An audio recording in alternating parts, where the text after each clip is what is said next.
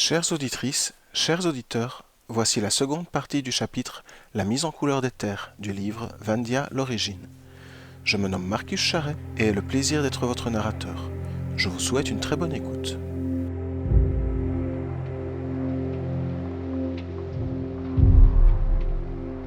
Zeldala, devenue taciturne, garda elle aussi le silence. À l'image de son demi-frère taiseux, c'était également pour une raison toute personnelle liée à sa nature. En elle s'affrontait actuellement l'amusement de voir les siens ainsi dans l'embarras et une forme de jalousie naissante envers son frère Ephraim qui, elle le pressentait, allait de rechef attirer toute l'attention. Elle avait en effet plus que quiconque compris les desseins du grand tout pour leur lignée, et silencieusement lui en voulait de ne pas lui avoir octroyé une place plus prépondérante. Sans qu'elle le sût, Ephraim l'avait également devancée dans la compréhension de leur destinée. Mais en son chef, seule en résultait une simple excitation pétulante. Quoi d'une griserie à peine contrôlée, il attendait stoïquement qu'il fît appel à lui. Son envieuse sœur, le sentant ainsi trépigner intérieurement et voyant les autres manifestations toujours embourbées dans l'ignorance, Ao avait-il oublié de les doter d'un intellect suffisant, n'y tint plus et interpella ces derniers. « Eh, vous, chère famille de sots !» Tous interrompirent leurs intenses et inutiles réflexions pour porter sur elle une attention agacée. « Cessez de vainement jeter de la sorte vos pensées au vent. Vos réponses, vous les avez face à vous, dit-elle en désignant énigmatiquement Ephraim.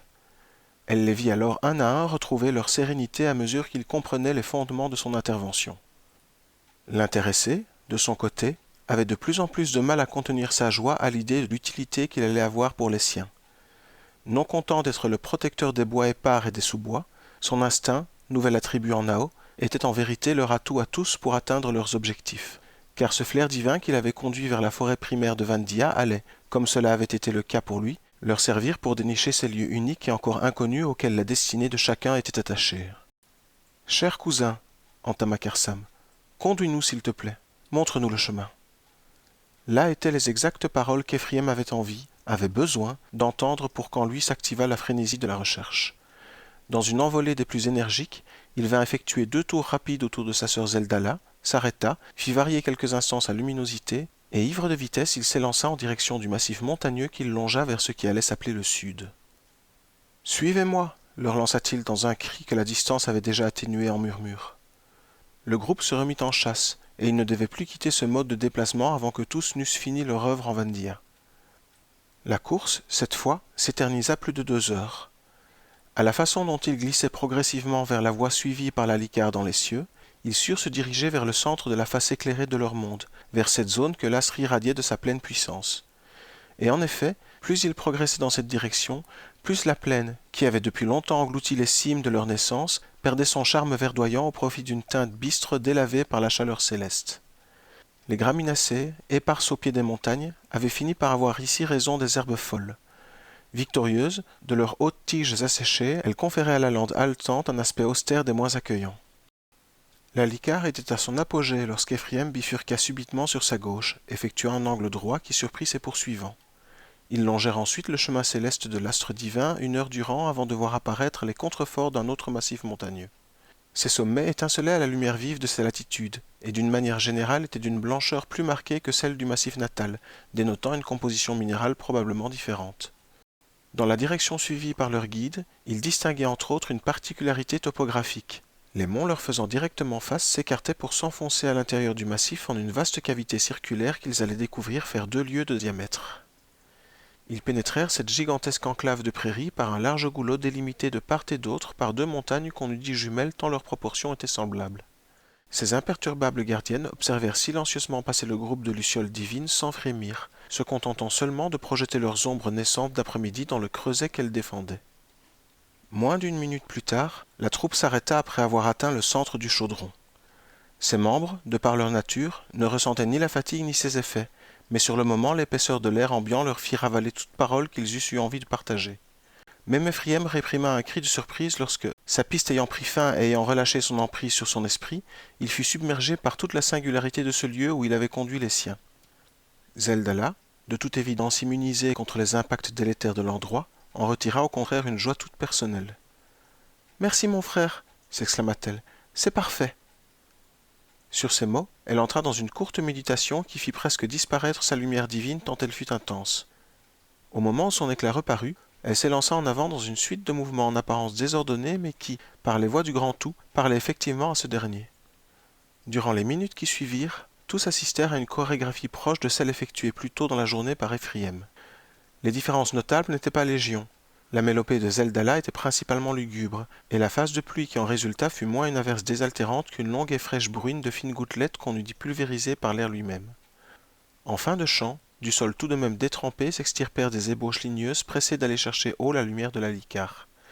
L'instant d'après, à l'instar de ce qu'ils avaient vécu en début de journée, se dressait autour des manifestations d'Ao une cathédrale d'immenses troncs rectilignes aux écorces lisses soulevant défilés têtes en éventail à près de 40 mètres du sol. La coiffe de ces arbres-ci n'était que de fines membranes de feuillage d'un noir d'ébène, qui projetaient leurs ombres de suie sous leurs inatteignables frondaisons telle une armée d'improbables parasols géants. Collées les unes aux autres, elles laissaient pendre de leurs hautes branches des lianes aux couleurs ternes s'entrelaçant en lugubres lacis. Au sol ombragé s'étalait un tapis de plantes inconnues aux larges feuilles cramoisies, sous la pénombre desquelles larvaient des vies rampantes et passablement hostiles. Une fois achevé, un lourd et menaçant silence tomba sur cette toute première forêt tropicale en Vandia, chef-d'œuvre de la sombre Zeldala. La volonté prenait en ces lieux un relent qui, pour la première fois dans l'histoire du Grand Tout, ne sembla pas plaire à toutes ces manifestations. Cependant, fortes de leur expérience de la matinée, aucune n'osa émettre de réserve et toutes s'en remirent à la sagacité universelle d'Ao. « Qu'en pensez-vous » demanda Zeldala ravie. L'unique réponse valide ne se fit pas attendre, car Sam lançant très justement et très diplomatiquement « Nous en pensons qu'il est temps pour ton frère de reprendre ses recherches, chère maîtresse des sombres forêts. » À cette phrase, le limier en oublia tout ce qui ne relevait pas de son propre destin et, reprenant du poil de la bête, il sélectionna en Byriel sa prochaine cible. Comme précédemment, il lui tourna autour pour s'imprégner de son essence. Ce protocole nécessaire effectué, sans attendre il s'élança, les siens aux trousses, en direction des 2 montagnes gardiennes. Celles-ci franchies, ils partirent à l'assaut des grandes plaines de savane qu'ils avaient quittées plus tôt. Dès la sortie du goulot, il bifurqua légèrement sur sa gauche et ne devait plus se départir de cette direction avant que les premières étoiles ne perçassent le firmament. Plus de 4 heures passèrent sur ce cap, au cours desquelles le groupe dépassa l'équateur. Il continuait maintenant son périple vers des zones moins arides de la planète, pendant au sud de celles qui les avaient vus naître au nord. L'herbe avait d'ailleurs refait surface et s'apprêtait à reprendre le dessus, quoique dans une version un peu différente de celle qu'ils avaient connue. Elle revêtait ici de somptueux reflets bleutés, dont en se prosternant au passage des peintres, elles exposaient les tons soyeux aux lumières froides de l'Héléria montante. Le terrain aussi avait changé, délaissant la lente pour une mer de collines langoureuses et sensuelles. Où que ce fût, nul nouveau mont pour venir crever l'harmonie de ces vagues de terre. Loin à l'ouest, elle semblait caresser sur l'horizon l'ultime frange mourante de clarté comme pour l'attirer à elle. Le monde s'endormait et, elle, lui tenait lieu de couettes aigues marines aux bords infinis. Les dernières lueurs de la liquare disparurent finalement. À l'opposé de son point de chute, une timide évanescence opaline se découvrit de derrière les collines. Dans la minute, l'Héléria dévoilait son visage assoupi qu'elle fit péniblement grimper dans un ciel de nuit qu'avaient déserté les nuages. Ce faisant, elle jetait sur les 1000 boursouflures à ses pieds une draperie laiteuse accentuant leur relief scintillant. Comme en réponse à sa beauté, un bruissement se leva du sol tel le subtil tintement de milliers de gouttelettes sur une roche dénudée. Les insectes nocturnes s'éveillaient, avides de vie et de procréation. Au loin, la clarté lunaire montante dévoila une surface plane qui bien vite étincela telle une seconde source lumineuse. À cet endroit, on eût dit qu'un doigt géant s'était amusé à enfoncer les collines sur plus d'un quart de lieue de diamètre, prenant grand soin d'aplanir la zone jusqu'à la rendre miroitante. Les peintres s'en approchèrent et découvrirent un lac circulaire aux éviers calmes, uniformément ceinturé d'une fine bande de terre plane d'au plus d'une centaine de mètres de largeur. L'ensemble formait un immense œil ouvert sur le vide d'Ao au-dessus de lui. Ephraim ralentit son allure et, arrivé à ses berges, s'immobilisa. « Voici le sanctuaire d'Ao prévu pour toi, Byriel, » dit-il simplement. La sympathique admira l'étendue liquide que la nuit rendait d'un noir de jais. Dans sa langueur endormie, elle lui évoquait un lointain souvenir à jamais oublié d'une douceur maternelle. Alors qu'elle essayait en vain de se le remémorer, Crécelle apparut à l'autre bout du lac. Lascivement ondoyante, la billeuse effectua un large cercle embrassant l'ensemble de l'étendue en suivant les collines qui en délimitaient la forme. Sur son chemin, elle déposait un voile de brume qui s'éclairait sous les feux croisés de l'Héléria et des reflets de l'Évia. Elle disparut ensuite par-dessus les basses cimes sans s'arrêter, laissant les peintres, qu'elle n'avait peut-être même pas remarqués, pantois face à son œuvre si criante de perfection.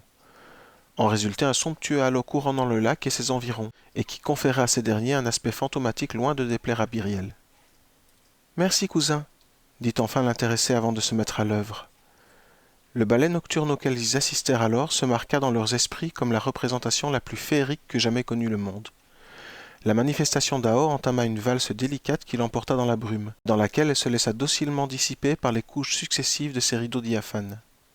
La lumière divine émise par son être s'était bientôt estompée en une aura à peine luminescente, aura que les siens eurent du mal à suivre alors qu'elle s'éloignait le long des berges du lac. À l'inverse des événements de la journée, nul psaume, nulle vive clarté ou averse martelante. Tous les éléments, pourtant mis en émoi par les envolées de Byriel, paraissaient respecter le calme molletonné de cette nuit de velours. L'œuvre de la manifestation d'Ao semblait puiser sa substance à même la brume, ne nécessitant comme seul catalyseur que la lumière glacée et réfléchie de la liqueur ensommeillée par l'Eléria. La danse fantasmagorique se poursuivit plus d'une heure durant, le temps pour Byriel de semer les invisibles graines de ce qui allait devenir les marais primaires de Vandia. Les autres manifestations ne purent à aucun moment détacher leur attention de ces mouvements amples et aériens, la magie de l'acte les rivant à eux. Lorsqu'enfin elle eut fini le tour du lac, elle revint prendre place parmi eux en un ultime déboulé clôturant sa prestation de la plus élégante des manières. « Mais rien ne pousse !» constata sous peu Raël dans un souffle. Sa pensée avait été partagée sur un mode subtil, à peine perceptible, un mode imposé par une peur de mettre encore plus à mal, par une trop forte évocation, cet état de grâce tout juste créé et pourtant visiblement déjà bien en peine à accomplir le miracle attendu. « Mon œuvre puise son essence en Eléria, cousine, pas dans la liquare, » répondit ouvertement Byriel sans faire preuve de la même réserve. « Laisse-lui le temps de s'en rassasier. » Raël n'eut pas l'opportunité de réagir que l'herbe bleutée commençait à frémir à l'endroit même où sa cousine avait entamé sa sarabande. Les tiges de chacun des brins à cet endroit semblaient s'ébrouer comme pour se débarrasser de ces minuscules diamants que leur face luisante produisait au clair de l'Eléria.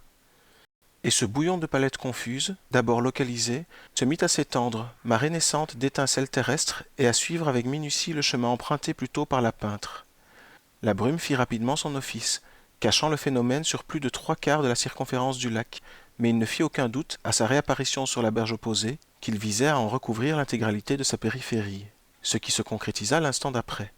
Le serpent d'herbe frémissante vint se mordre la queue, et ce fut tout le pourtour de l'immense miroir d'Evia qui vibrait désormais d'une énergie divine sur le point de prendre corps. L'œuvre de Byriel était prête à sortir de terre. Ici s'achève cette seconde partie de chapitre. J'espère qu'elle vous aura plu et qu'elle vous aura donné l'envie d'en entendre davantage. Je vous souhaite une très bonne fin de journée à toutes et tous.